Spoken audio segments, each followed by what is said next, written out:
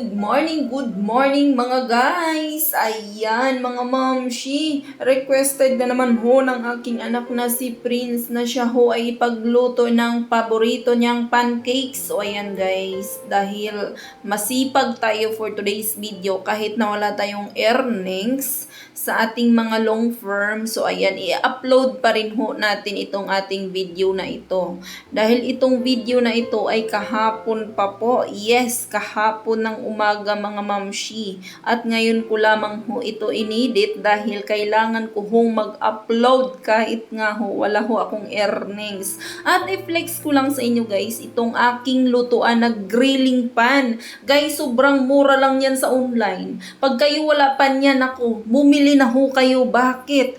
Pangkalahatang luto na yan guys. Pwede kayo magprito dyan, pwede kayo mag-pancakes, pwede kayo mag-ihaw. Nako mga mamshi, mas mapadali ho ang inyong buhay, trabaho sa bahay, pagluluto. Bakit?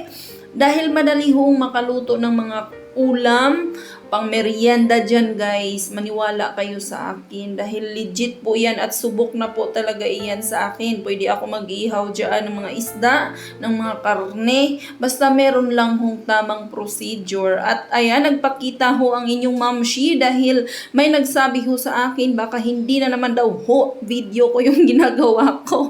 Ako po yan mga mams, basta yung aking kitchen ay kilala nyo na yan. Yan lang ho ang kitchen ko at hindi naman po ito kalakihan ang aking bahay. So ayan, luto na nga ho ang aming nilutong pancakes. Ako lang pala. Ito tiki man time na. Thank you for watching.